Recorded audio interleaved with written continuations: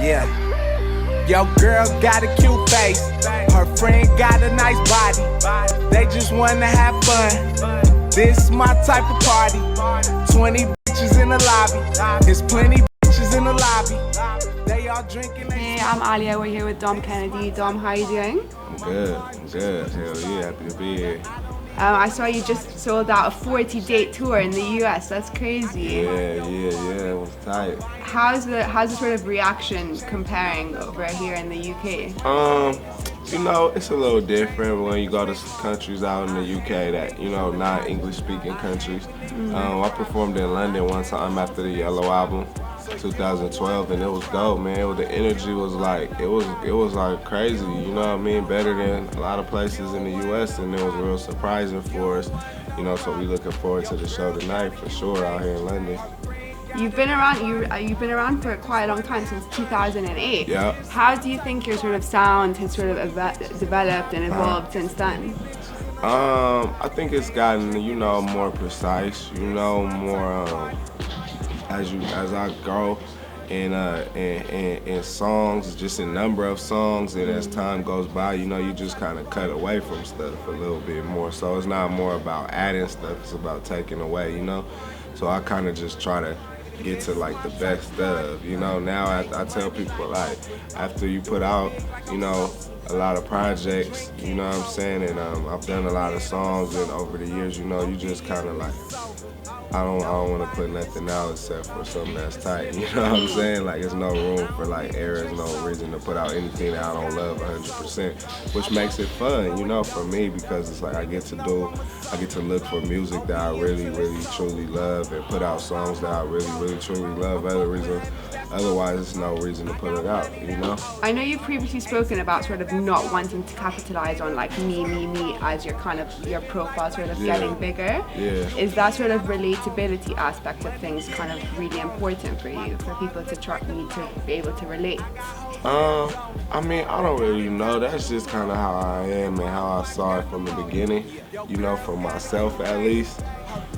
But I don't really know. I never really try to get or think too much about how it's gonna look from the outside, because I'm not on the outside, so I don't really I can't really worry about that, like how is people gonna, like this, or be able to. I just try to go truly, honestly, off what I feel is good to me, and I find that if I love it, then I'm happy with it, you know what I mean?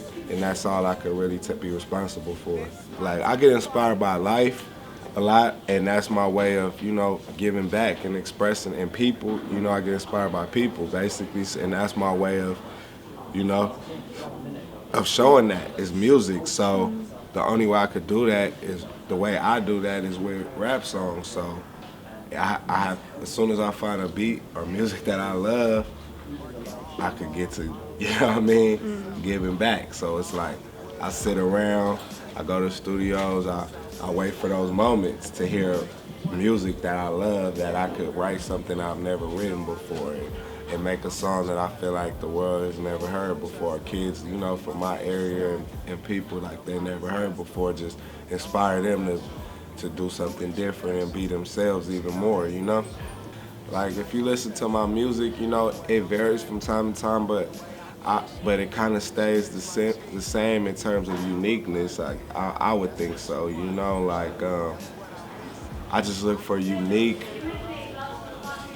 I don't want to say professional, legit, sound like a real person that really knows what they're doing made it. Like, I don't like to, I don't know, it's different levels of, musicianship, but the people that I tend to work with are more like, like how I am. They're sure about what, like, I'm sure when I write a song or when I'm Dom King or when I hit the stage, like, I know what I'm gonna do. So I look for producers that have that same confidence in what they do, and is not worried about trying to do what everybody's trying to do, and just have their own thing that they bring to the table. That's what I look for. I know you've previously spoken about sort of wanting to document the truth, and everything's kind of very much to do with real life and stuff. Yeah. Is there anything you kind of feel, oh no, that's a bit too personal, like no one needs to know that, or is that kind of the point? I don't know. I feel like everything comes out and you know, and if you're an artist, everything is shown through your work. You know, to some extent about your life, it might be comes in stages. It doesn't come, you know, when everybody probably maybe it doesn't. It's not maybe not as clear, you know. But that's what being an artist is about, you know. And it comes in stages. And what I mean by that is like the things that maybe is affecting me today. I might not talk about it in the song I write tomorrow, because tomorrow I'm just now understanding what happened 10 years ago. I say that to say like get home safely. I feel like it's more like my mentality of a junior high school, my junior high school self. You know, like because just now today, I understand what we was going through back then as kids, so I'm able to write about it.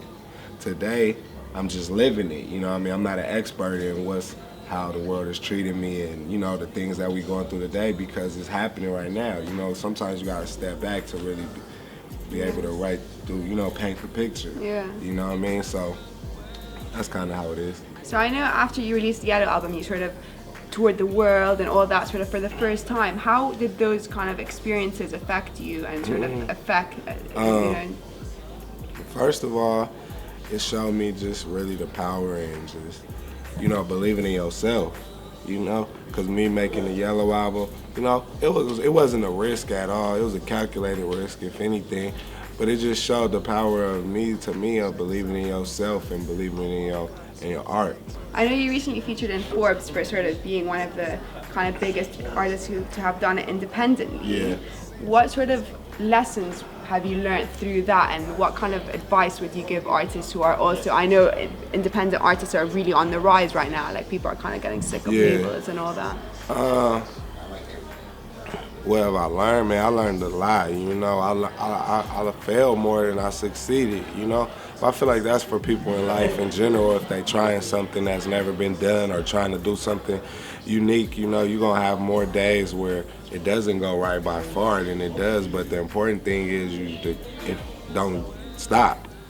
You know, that's the biggest lesson I could say to people is like, regardless of the results, don't even make the results your goal. You know.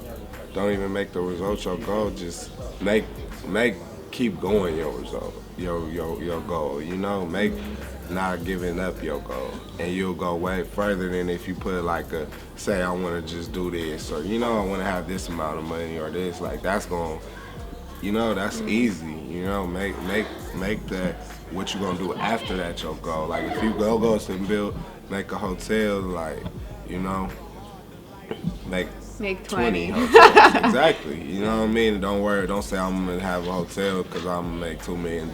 Like, just say you're gonna make 20 hotels. You know what I mean? And $2 million won't be nothing. You know what I mean? Like that's the easy part. Basically, is what I'm trying to say. Say you want to make 20 hotels because you want to help. You know, you want to make a nice environment for people around the world. You know what I mean? And they'll come give you the money. You know what I mean? That's the easy part. You know.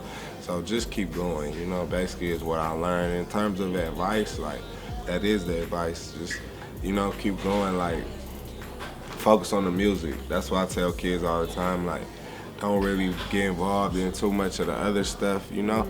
Just focus on what you can do, you know? So much other stuff. Yeah, it's so much other stuff, yeah, and people get, you know, that takes away from, and people start to believe that has something to do with why people are famous or more successful than others. They think about clothes and oh, you got this and you got that, and it's like most of the time it's not that. It's not that. It's just simply because their song is just more catchy than your song, or you know what I'm saying? It's better than your song. You know, truly. Like, and people don't like to say that or admit that, but that's usually what it comes down to at the very end of the day. Like, if you play 10 people all the songs, you know what I mean? How many are those 10 people, how are they gonna vote? You know what I mean? So just to kind of finish off the back of the, you know, never give up and do 20 hotels or whatever, not just one. What's your sort of definition of success? You know, for me, it's just peace and happiness. You feel me? That was the last song on the Yellow album.